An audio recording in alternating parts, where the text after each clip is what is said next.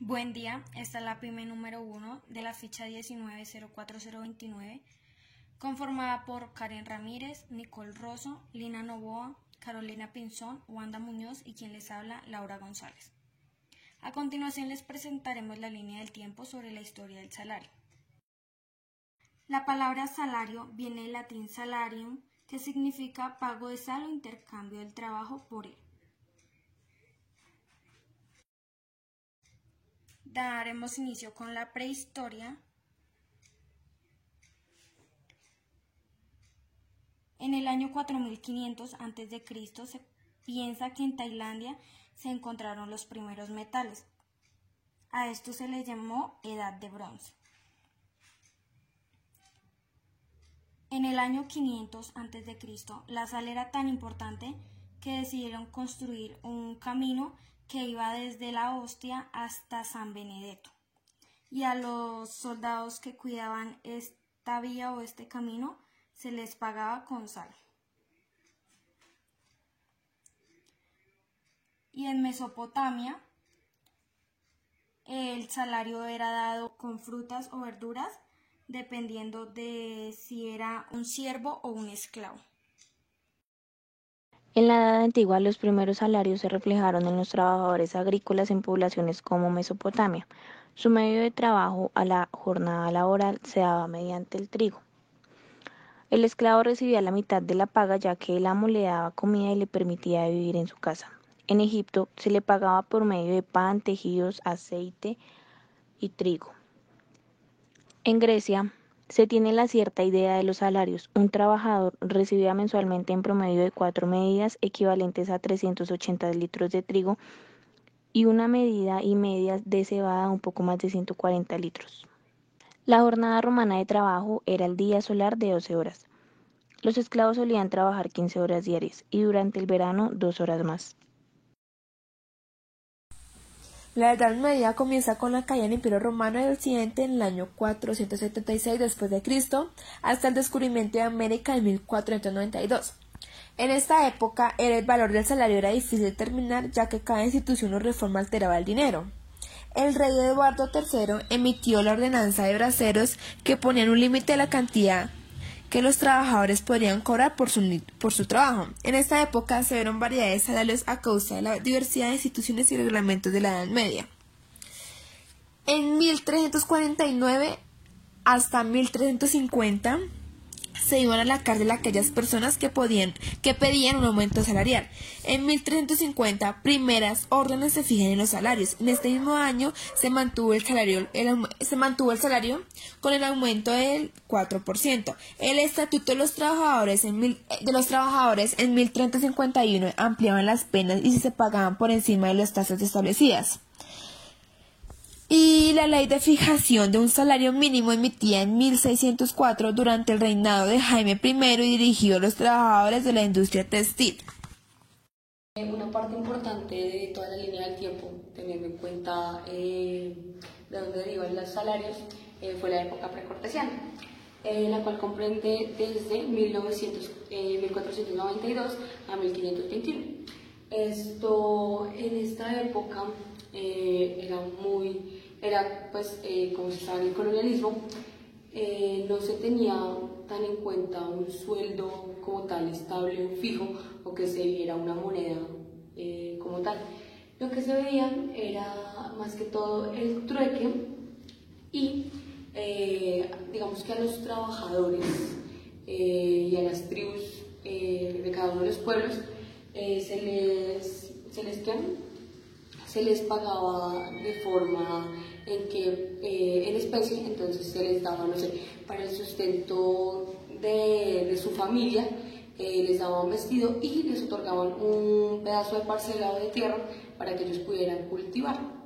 En esa época también se manejaba algo como el IVA, los impuestos, en el que, en tal caso de que si las personas producían más que todo tierra, maíz, granos y pues toda la horticultura,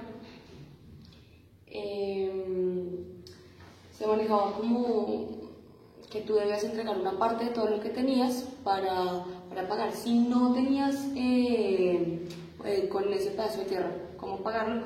Tenías que dar, no sé, guerreros a cambio para la guerra, o simplemente ¿qué? Hacer más trabajo comunitario. El trueque también era una forma importante de salario, porque era lo que el trueque también es una parte importante del salario, porque era lo que permitía que pudieran hacer intercambios de acuerdo a las necesidades que tenía el jefe de la tribu o la familia como tal. Entonces, en las imágenes se representa también mucho eso. Pues en esta está el intercambio un poco de todo lo que podían comercializar.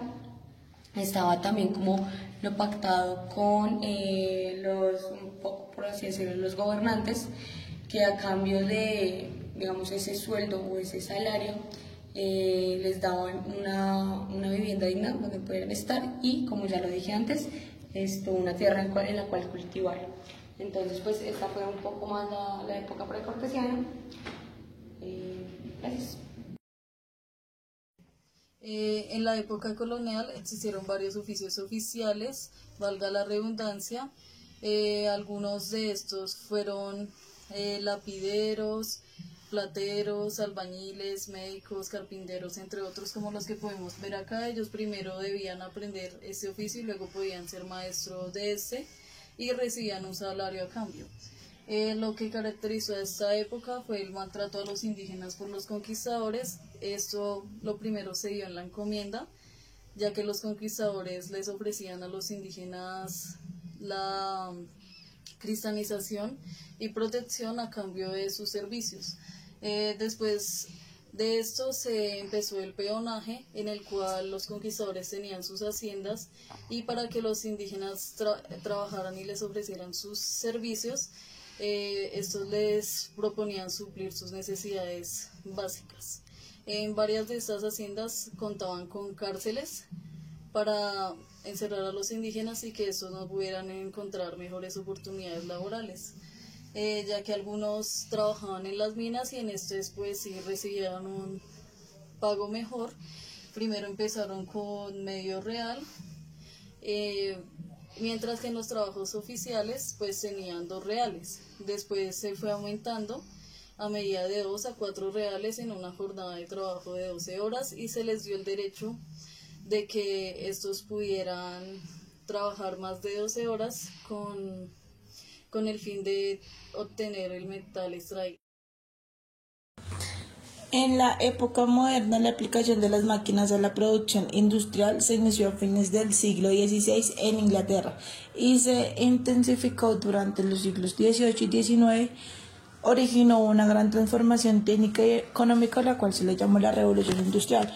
La Revolución Industrial, auge de capitalismo reemplazando el hombre por las máquinas, hace que aumente la producción y el consumo de bienes, principalmente el salario disminuye considerablemente. El exceso de oferta y demanda de mano de obra hace que los salarios disminuyan y hace que las huelgas y los sindicatos se van a conocer por la baja del salario tan notable. Estas huelgas y estos sindicatos se dan por la vulneración del obrero trabajador. Se crean los libertadores y los derechos del hombre, por lo que había pues como tal explotación laboral. El 20 de julio de 1921 se estableció el llamado impuesto centenario y surge la ley de la revocación de impuestos. En 1931 surge la ley federal del trabajo. La Declaración de los Derechos del Hombre y del Ciudadano, propuesta por Lafayette, la cual contempla los siguientes principios: base fundamental de muchas constituciones en el mundo, acceso a la justicia, igualdad de todos ante la ley, soberanía del pueblo, igualdad de impuestos, igualdad en la repartición de las herencias, libertad de expresión, libertad de trabajo, libertad de cultos, derecho de resistencia ante la opresión de la soberanía nacional. La Revolución Francesa se originó a finales del siglo XVIII. Esta se dio principalmente por la diferencia entre las clases sociales, ya que se dividían en campesinos, cleros, nobles y el rey, que era el más alto. En esta se vio un gran aporte al mundo con respecto al Código Laboral 1910, en el cual los franceses buscaban darles mejores condiciones laborales a sus trabajadores en cuanto a que tuvieran prestaciones y demás. Esto se convirtió básicamente en la Biblia de ellos en cuanto a las relaciones laborales. Y todo esto sucedió bajo el gobierno de Macron. Bueno, en la época actual empezó por el movimiento obrero, el cual pues exigían los trabajadores tener su jornada laboral por 8 horas y mejores condiciones laborales. Luego empezaron los orígenes del salario mínimo, que se dieron en Australia y principalmente en Nueva Zelanda en 1890. Esto se dio gracias a las protestas de los trabajadores por obtener un salario mínimo que les permitiera subsistir, gracias a la Ley de Arbitramiento y Conciliación de 1894. El Tratado de Versalles se originó para dar fin a la Primera Guerra Mundial en la enfrentación de 150 países para lograr la paz. Luego se creó la OIT en 1919, entre enero y abril. Esta era la Organización Internacional del Trabajo, empezó conformada por 9 países, los cuales tenían como obligación pagar el salario mínimo a sus trabajadores. Los objetivos de esta era la promoción de la justicia social y el reconocimiento de las fundamentales normas del trabajo. En el siglo XXI, la mayoría de los países hicieron parte de esta, y el salario mínimo en Colombia empezó en el año 1984. Podemos notar que al principio de este salario, a medida anual, el incremento era muy alto y ahorita a través de los años ha ido disminuyendo.